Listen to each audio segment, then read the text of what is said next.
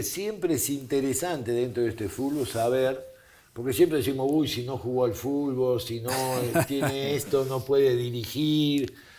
Y bueno, él tiene no solamente que fue directivo y después dirigió equipos como Chivas, estuvo trayendo a grandes técnicos para Chivas, que ahora lo va a explicar él mejor que yo, pero la verdad, este placer es porque siempre tuvimos jugadores, tuvimos técnicos y hoy vamos a ver otro panorama, digo yo, que nos va a explicar cómo empezó, por qué le gustó ser técnico. Primero, vuelvo a repetir, fue dirigente.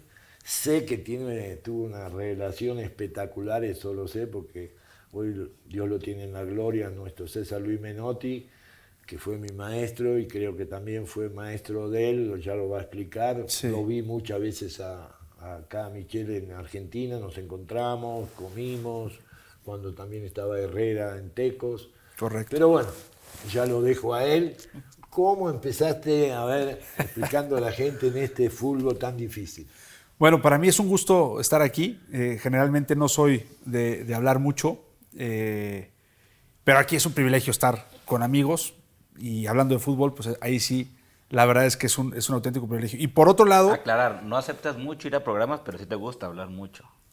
Bueno, trato de hablar bien y mejor hablar poco, que es distinto que hablar mucho, ¿no? No, eso sí. Pero a final de cuentas, para mí es un privilegio porque pues este señor es una institución en el fútbol mexicano y para mí. O sea, yo tengo, cuando a mí me hablan de jugar, yo aprendí el amor por el buen juego del fútbol de César Menotti, que fue quien yo digo, y ahora lo platicaré, quien me quitó la venda de los ojos.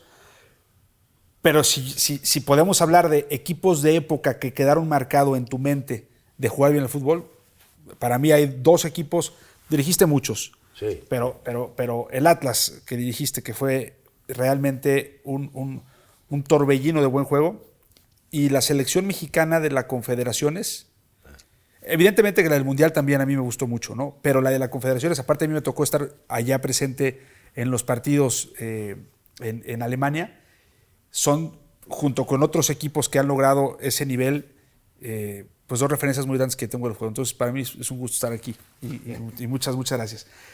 A ver, yo no fui jugador de fútbol, es una realidad, pero también empecé muy joven en el mundo del fútbol. Empecé a trabajar desde los 14, 15 años en el equipo de Tecos, o de Estudiantes Tecos después, y empecé de una manera muy curiosa, porque en una boda me topé con Eduardo Acevedo, que lo acaban de nombrar por primera vez. Después Eduardo vino muchas veces a Tecos, pero la primera vez que llegaba, y venía de una temporada Tecos, estaba peleando el descenso, y venía de una temporada de hacer 7 puntos. Yo era aficionado de Tecos, iba a todos los partidos en esa época. Viernes en la noche. Viernes a las 8:30, por supuesto. Y me encuentro con Eduardo Acevedo, que lo acababan de nombrar 3 días antes como entrenador, todavía no empezaba ni la pretemporada. Y lo veo en la boda, y entonces me aventuro y le pido una servilleta a uno de los meseros que estaban ahí, y le doy mis recomendaciones a Eduardo Acevedo. Entonces lo veo, no perdí la oportunidad, le dije, oye Eduardo, mira, yo soy aficionado del equipo, yo creo que a mí me gustaba mucho un número 10 que tenía Marcos Marcelo Tejera Batagliese, ¿no?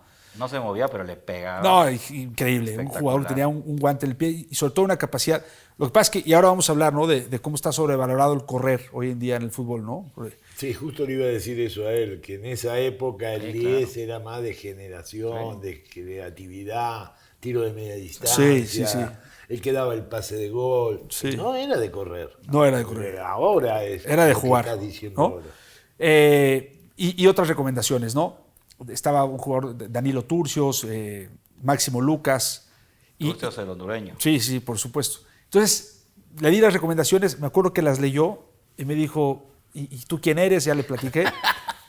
Y me acuerdo que me dijo, y yo estoy muy agradecido con Eduardo porque me dijo, preséntate mañana al entrenamiento, ¿no? Entonces, al día siguiente llegué ahí a las 8 de la mañana, afuera de la reja, pásate, y me quedo ahí parado. Y entonces me dijo, ¿sabes qué? Si quieres aprender, pues empieza a venir y ayúdale a los utileros. Entonces yo iba, cuando podía obviamente, y le ayudaba a los utileros a poder acomodar los zapatos, limpiar la ropa, acomodar las casacas.